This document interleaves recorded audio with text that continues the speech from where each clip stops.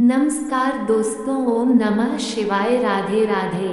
अगर आपको हमारा वीडियो पसंद है तो हमारे चैनल को लाइक, कमेंट और सब्सक्राइब जरूर करें।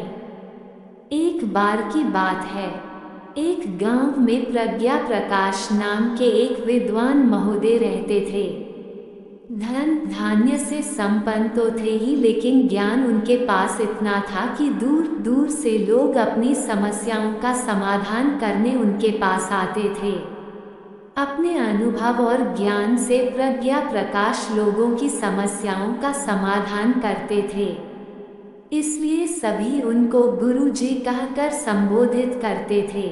एक दिन की बात है, एक नवयुवक गुरुजी के पास आया और बोला, गुरुजी मुझे सफलता का रहस्य बताइए। मैं चाहता हूँ कि मैं भी आपकी तरह विद्वान बनकर अपनी गरीबी दूर कर सकूं।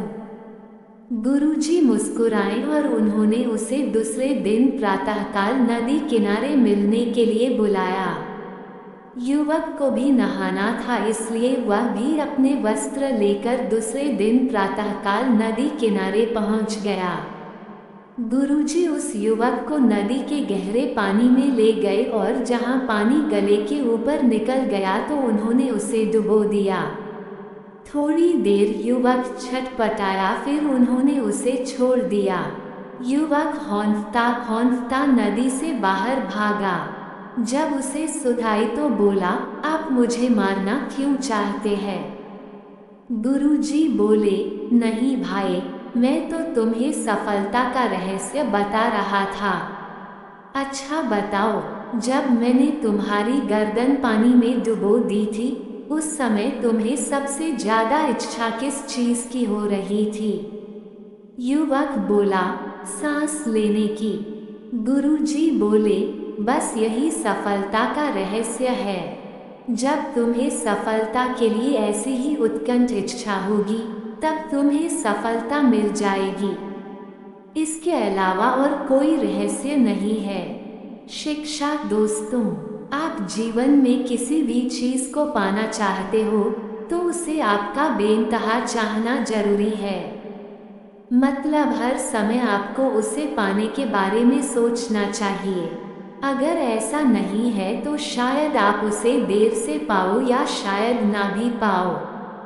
हमेशा रचनात्मक और विधेयात्मक सोचे, नकारात्मक ना सोचे। सकारात्मक सोच की कहानी, ध्यान का रहस्य। जब सोचने की बात आती है तो ज्यादातर लोग ये नहीं समझ पाते हैं कि क्या सोचना चाहिए। किसी भी सोच के दो पहलू होते हैं, एक विधेयात्मक, दूसरा नकारात्मक।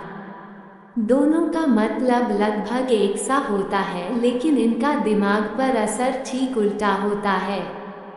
कैसे? तो आइए देखते हैं ये कहानी। एक बार की बात है, एक युवक ने ध्यान की बड़ी महिमा सुनी। उसने सुना कि ध्यान करने से मस्तिष्क की क्षमता बहुत ज्यादा बढ़ जाती है। अतः उसने ध्यान की विधि सीखने की ठानी ली। ध्यान की विधि सीखने की इच्छा से वह एक योगी जी के पास पहुंच गया। युवक योगी जी से बोला, गुरुजी मुझे ध्यान की विधि सिखा दो। योगी जी बोले, अच्छा सिखा देंगे, पहले ये बताओ कि तुम्हें कौन सी चीज सबसे ज्यादा अच्छी लगती है? युवक बोला, मुझे गाय और बंदर अच्छे लगते हैं। योगी जी बोले, कोई एक चुन लो। अब वो फंस गया, कभी गाय को सोचता है, कभी बंदर को सोचता है। वो सोच ही रहा था, काफी देर हो गई। तब योगी जी बोले, तू गाय का ध्यान करना, बंदर का मत करना। युवक डर गया और रोज ध्यान का अभ्यास करने लगा। लेकिन एक समस्या हो गई, वह जितना बंदर का ध्यान नहीं करने की कोशिश करता, उतना ही बंदर उसके ध्यान में आता था। वह परेशान हो गया, गाय तो उसके ध्यान में टिकती नहीं, बंदर ही बंदर आता रहता। 4-5 दिन बाद वह फिर से योगी जी के पास गया और बोला, गुरुजी एक दुविधा है, जितना मैं बंदर का ध्यान नहीं करने की कोशिश करता हूँ, उतना ही बंदर मेरे ध्यान में आता है। गाय तो टिकती ही नहीं। योगी जी मुस्कुराए और बोले, तूने मेरी बात के विधेयात्मक पक्ष को पकड़ने के बजाय नकारात्मक पक्ष को पकड़ लिया। अगर तू गाय का ध्यान करना है, इस बात को पकड़ लेता तो गाय का ध्यान ही करता, लेकिन तूने बंदर का ध्यान नहीं करना, इस बात को पकड़ लिया, इसलिए केवल बंदर का ध्यान ही आया। शिक्षा। दोस्तों, इस छोटी सी कहानी से यह शिक्षा मिलती है कि मनुष्य को हमेशा विधेयात्मक सोचना चाहिए। ध्यान का यही सूत्र है, क्या छोड़ना है, इस पर ध्यान देने की बजाय क्या पकड़ना है, इस पर ध्यान दिया जाए तो हम बेहतर ध्यान कर पाएंगे। हमेशा विधेयात्मक चीज़ों का ही प्रचार करना चाहिए।